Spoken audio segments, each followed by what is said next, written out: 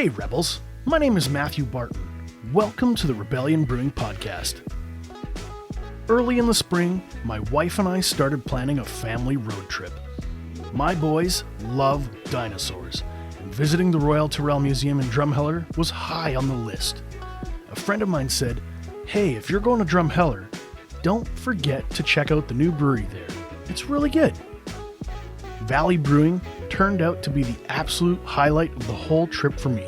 So I'm excited today to sit down with Brewmaster Nick Patterson and talk all about his beer. So let's get into it.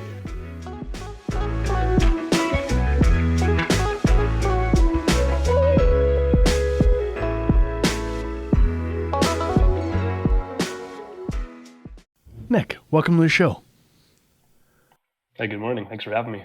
How's it going, dude? Yeah, not bad. And the summer's kind of rolling around. We're kind of feeling like we're in a seasonal shift. Is it impacting you guys too? Yeah, we're still seeing a lot of tourism here in the valley, but no doubt that'll kind of fizzle out here over the next couple of weeks for sure. I know for me what my personal experience was of the brewery, that vibe, that energy, but I kind of wanted to give you the stage first and kind of tell me, who are you and what do you do? So I'm Nick Patterson. I've been brewing professionally for about 5 years now, and I guess probably the same as a lot of guys out there. I kind of just started tinkering away at home on my own, just to kind of see, understand the process and see how it goes. And so when I first got into it, I did some research, and then I went to a local homebrew store in Calgary and purchased a bunch of stuff for like an all grain setup, and just went right into it first batch, all grain. And then I remember making that batch and it turning out, I suppose at that time I would assume to say it was pretty well. Who knows by today's standards, but yeah, it was drinkable at least. And I kind of got the bug for it then, I guess. And then homebrewed for about a year, and then and kind of took a little step further, and then ended up working at a brewery that started up in Strathmore, a brewery called Origin. It's still a brewery and malting company. It's there now. And so, worked there for a couple of years, and got to put out a pile of different beers, all sorts of different styles, and kind of learn some goods and some bads, and kind of took the best of it, and then was able to get in at the start of the brewery here in Drumheller at Valley Brewing. So it's been a good progression, and it's been a lot of fun. When people walk into the Valley Brewing space, what did you want them to kind of feel and experience? Yeah, so our vibe is kind of like we're looking for a sort of a modern, kind of a simple sort of setup. White walls, some pictures up on the wall, everything kind of clean and organized is kind of the vibe. And then it takes you out onto our patio, which from being there, it's a pretty good sized patio. And same thing out there, kind of have it ideally clean and organized, and kind of like nice and spacious. And then it walks out onto the green space that we're connected with there as well. So just kind of a modern and simple and kind of relaxed vibe is what we're going for there at the brewery. When I showed up with my wife, we had like a little mini date night. My oldest is now capable of watching his little brother, so we could say, Mom and Dad are going out for a bit. We're going to go have a drink.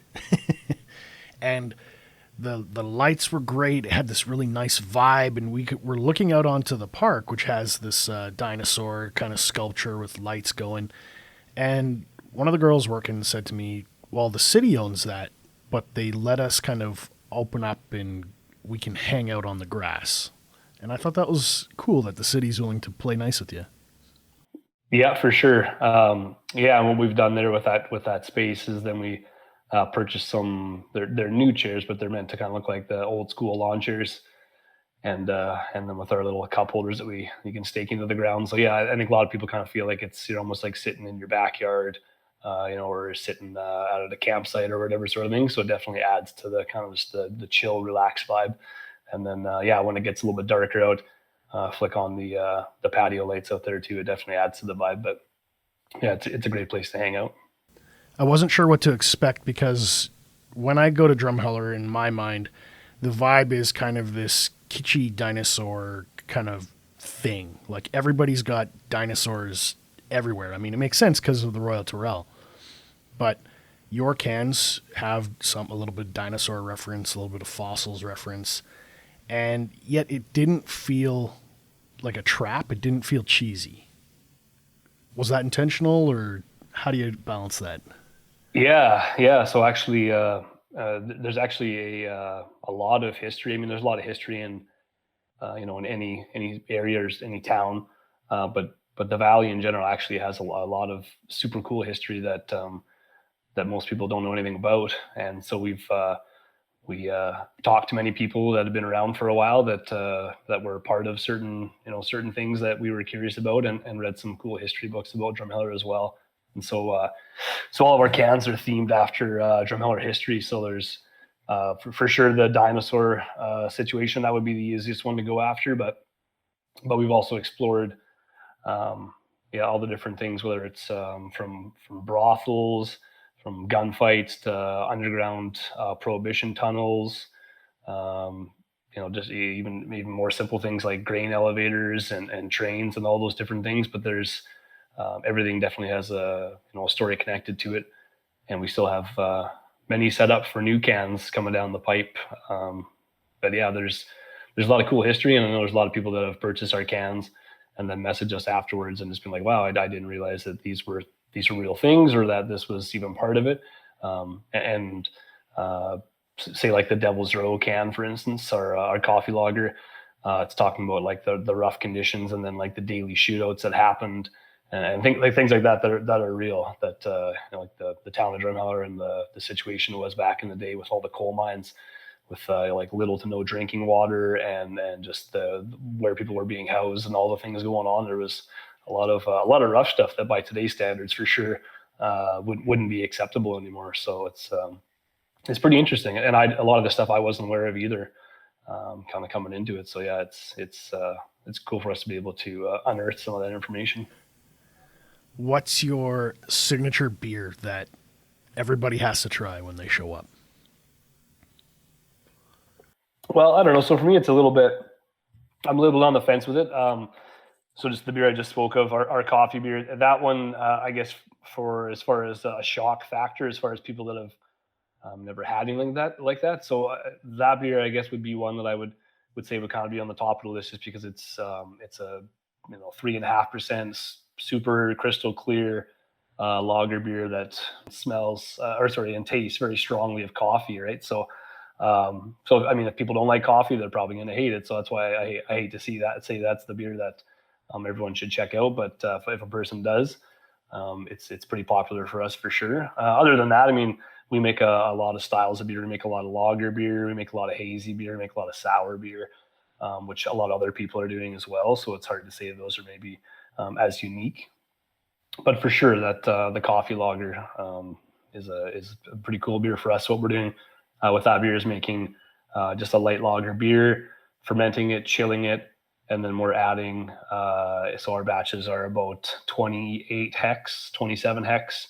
Then we're adding 70 kilograms of whole beans that are roasted by a good friend of ours and a local roaster here in Drumheller, Joe Vickers with Friendly Folk Coffee Roasters. So then we add 70 kgs worth of whole beans to the top of the tank, and let it sit there at about like 2 degrees Celsius. We let it sit in the tank for about 5 days, and then transfer the beer off into the bright tank, sort of thing. So it's a relatively expensive beer to make in the grand scheme of things when you add in those beans.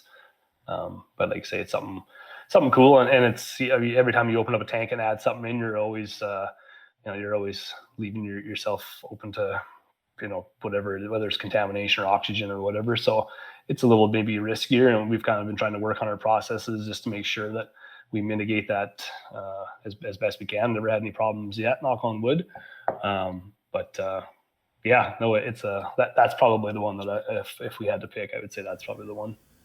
I love that you brought it up, because I do have a can today, and I wanted to crack it for the show and drink it with you and just kind of deconstruct it a bit, if that's cool with you. Mm-hmm. Okay, you ready to give her? Mm-hmm.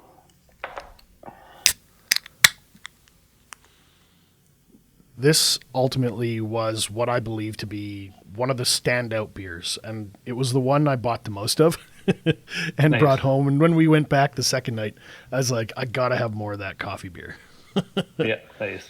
And then I was sharing it with friends because I was like, you gotta check out this guy's coffee beer. Like, I find the problem with coffee beers is they tend to be astringent or bitter, or the coffee isn't expressed well. It's either too little or too much, and it just doesn't work. Like, it feels like it's something you have to be smart about to make. Yeah, and I've been listening to a number of podcasts over the last year or two. Just strictly beer podcasts talking about techniques and styles and all those certain things. And I've without really knowing it, after listening to these podcasts and realizing that all these guys that were talking about the use of coffee, whether it's in stouts or whatever the style of the blonde ales or whatever cream ales kind of thing, it seems like the majority have all have arrived at that the best means of adding those are through whole beans. Them talking about grinding them potentially opens it up for a situation where you get the inside of that bean, if it's not like roasted as evenly as the outside of the bean, ending up with like green pepper flavors and stuff from it. And anyway, so yeah, that's kind of been my process since day one, and I guess maybe not even realizing that appears to be kind of the standard, I guess, or the best practice. So. We did have a coffee beer. I won't name the names. It breaks my heart because I'm a coffee snob. I love coffee. And we launched it about 2 years ago. And one of the batches was infected and two of the batches were fine. But it didn't matter because that first batch was the problem. And it had like this burnt rubber expression that didn't come through in the kegs, but it definitely came through in the cans. So we weren't sure if it was from the tank or from something wrong with the canning process. It still bothers me to this day because that was such an awesome beer when it wasn't fucked up. Yeah. But now I Funny chase how that it. works, I chase it. And so I wanted to clarify with you, you're not grinding, you're not crushing the beans. Yeah, no, they're whole beans, and And you're doing a cold brew. Yeah, no, it's a cold steep. So the beans go in bags, and I dunk them in through the top of the tank, and they hang out in there for like 4 or 5 days, sort of thing, and then the beer gets transferred directly off. Yeah, so you can see from in your glass there that the actual color of the beer has little to no change from the addition. But yeah, you can definitely tell that there were, you can tell it's definitely not an extract or. There were, and I feel like to a degree, you can also pick up a little bit of the caffeine from that as well. But yeah, it's a pretty heavy amount, I guess. If you do the numbers as far as how many kilograms per liter, sort of thing, it adds up for sure. I really like that aroma. It's got that nice coffee flavor, coffee aroma, but it's not so overwhelming. It's super balanced. Like I could have two of these in a row and not feel coffeeed out, if that makes sense. Totally.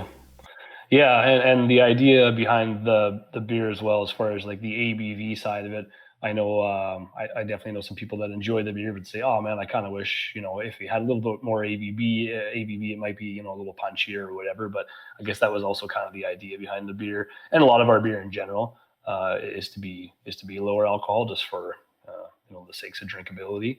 But something like that at 3.8. Like say you can have a couple of them, and it you don't have to be so aggressive on the coffee. It kind of balances out nice, just a nice light body, and yeah, it's certainly not meant to be a big, thick anything robust for sure. I wanted to sing your praises a bit because maybe some of my members of my audience know, but I'm of the opinion that it's really hard to hide your mistakes with a lager. Like if you fuck up, those problems express themselves and show up. You can hide a little bit in a hoppy beer. You can hide a little bit in a stout with that roasted dark malt. But you didn't use roasted malts in this one. It doesn't taste doesn't look like.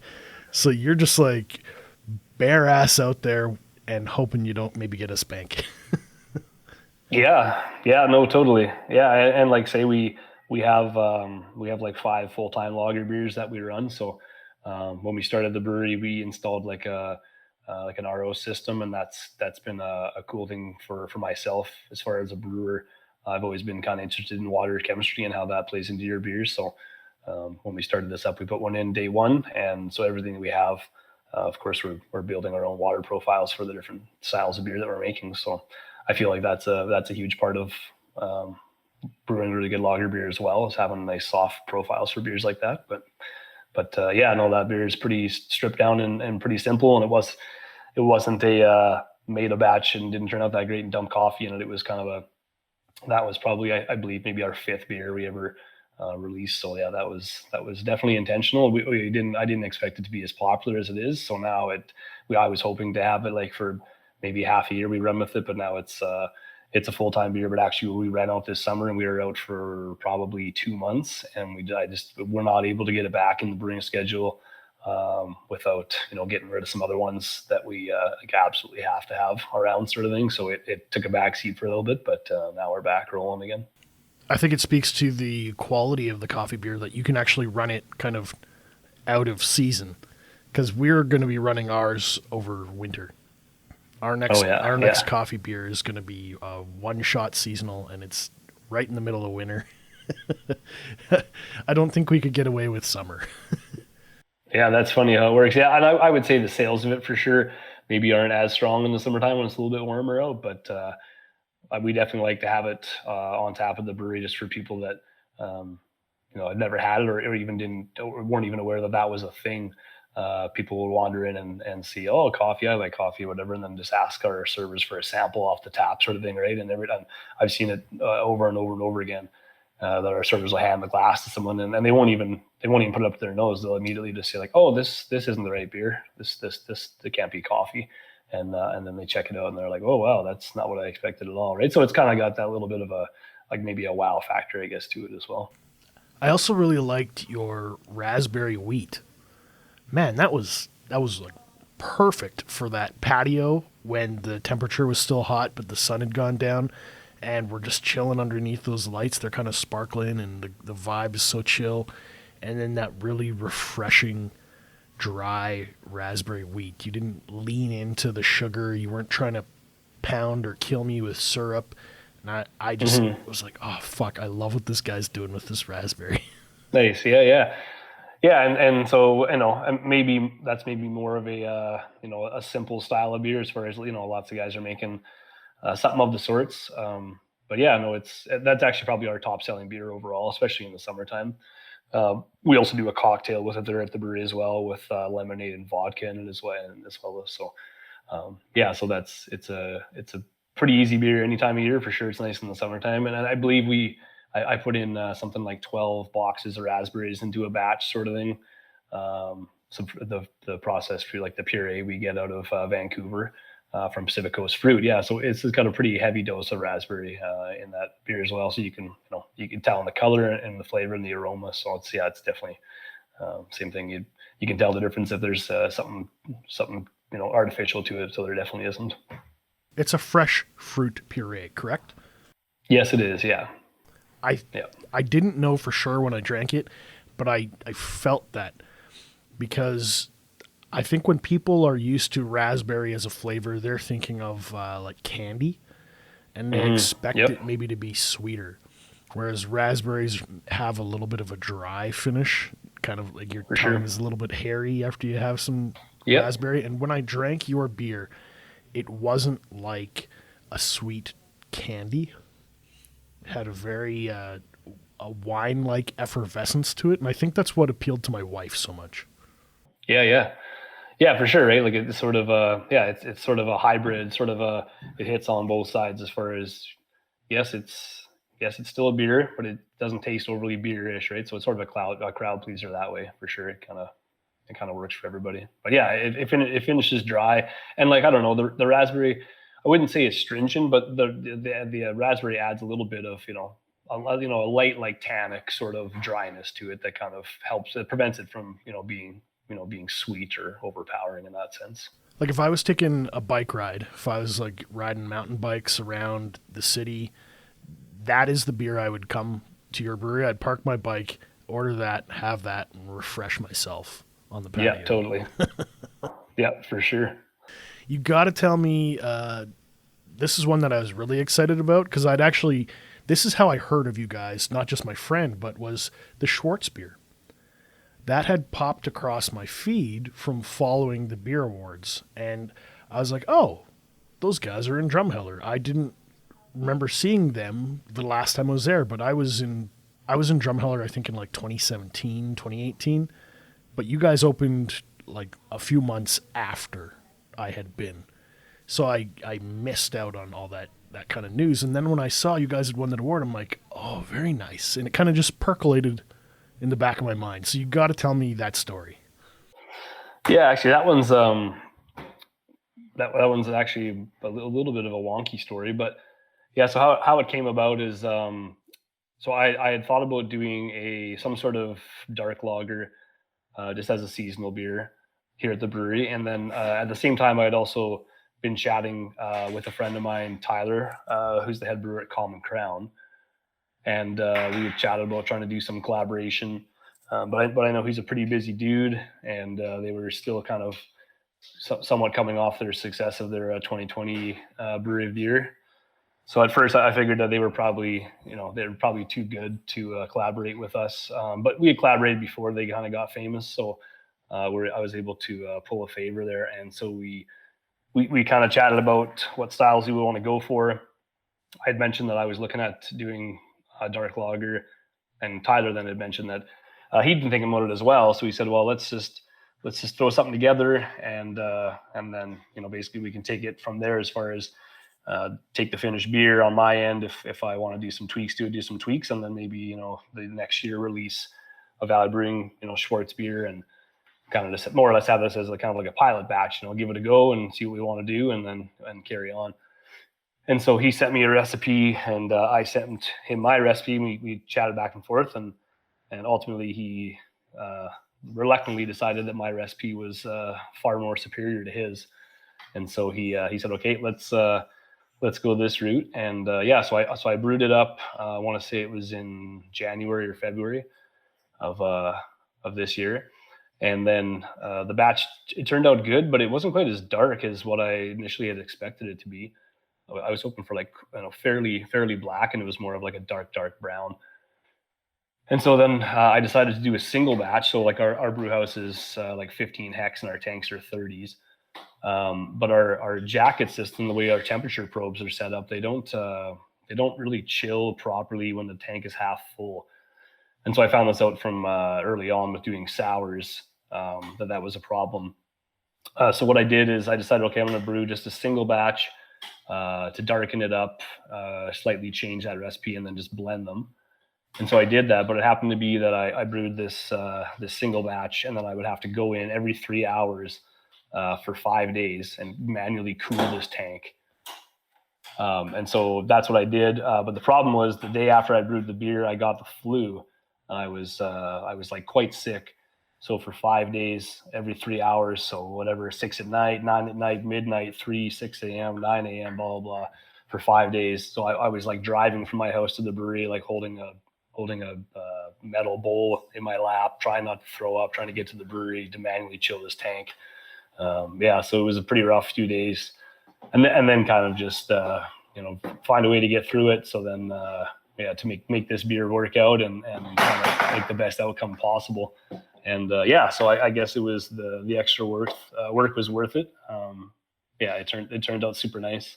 And then I just decided kind of at the last minute when I was sitting in for the Canadian Brewing Awards, we only sent in 3 beers this year, and decided to send that one in as one of the 3, and came out with a gold medal. And it was super cool. Definitely didn't expect anything of it, but now of course. Now, and I guess there's probably not too much adjustment needed for when we put it out again next year.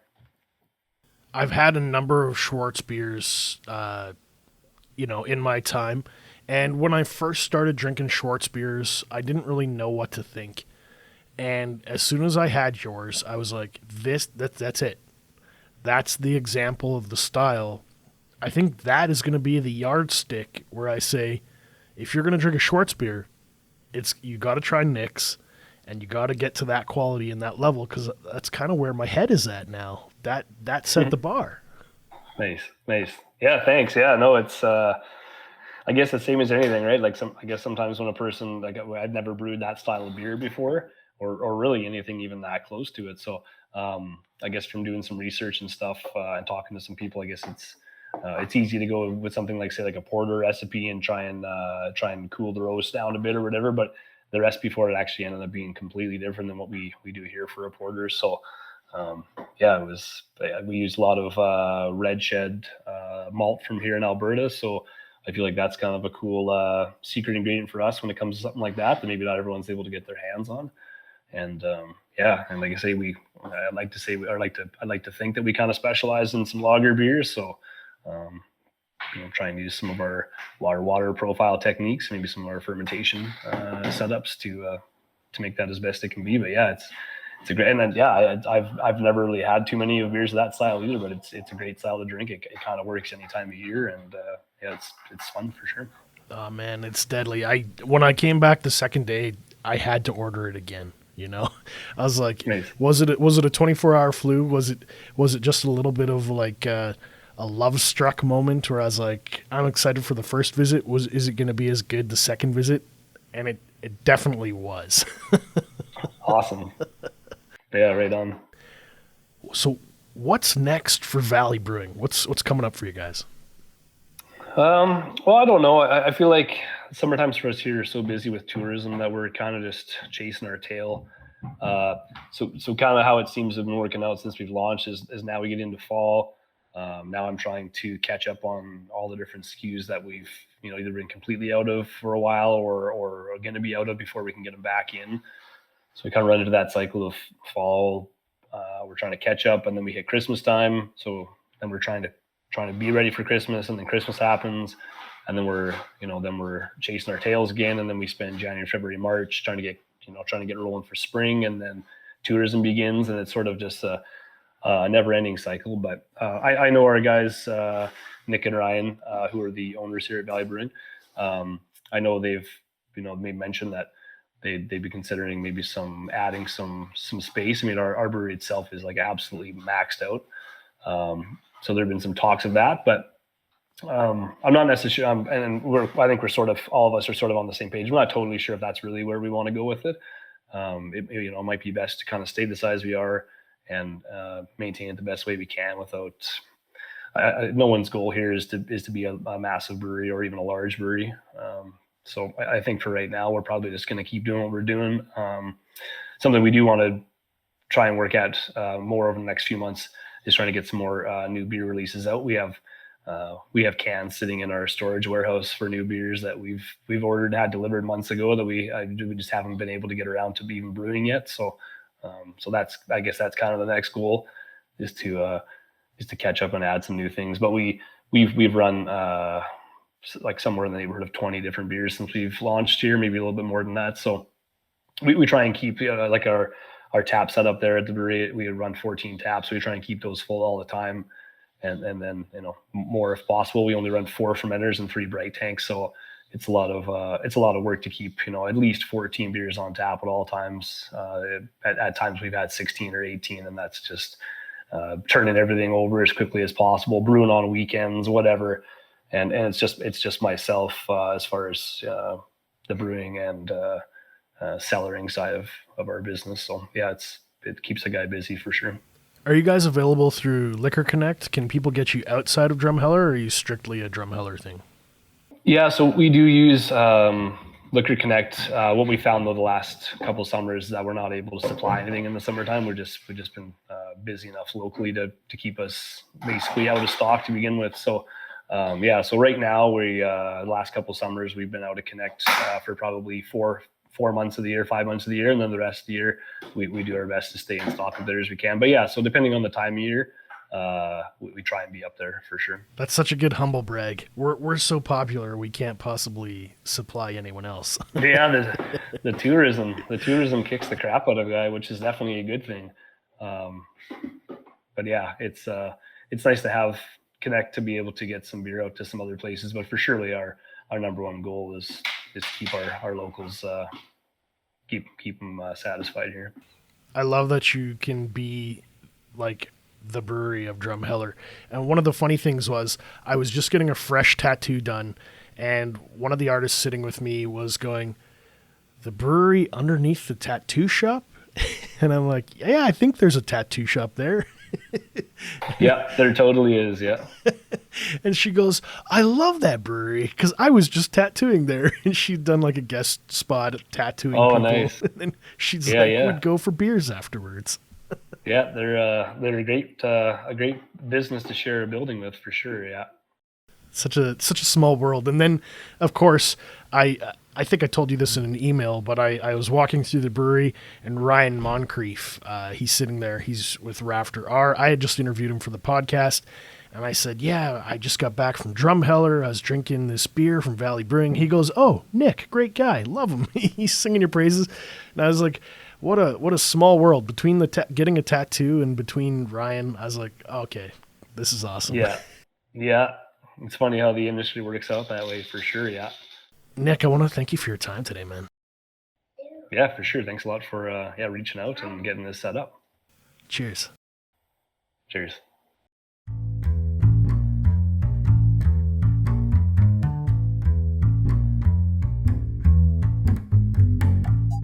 Rebels, thanks for listening today. If you have any questions or comments about this episode, be sure to join us on our brand new Facebook group page, the Rebellion Brewing Podcast. I'm going to include links to all things Valley Brewing, so you can check them out online. Be sure to go to the show notes and click through. I'm also proud to let you know that we're members of the Saskatchewan Podcast Network. It's a one-stop shop for tons of locally produced shows from across our province, and you can find them at saskpodcastnetwork.com. Be sure to follow us on Facebook, Instagram, and Untapped so you don't miss out on the latest in Saskatchewan and Alberta craft beer news. Thank you for joining the Rebellion.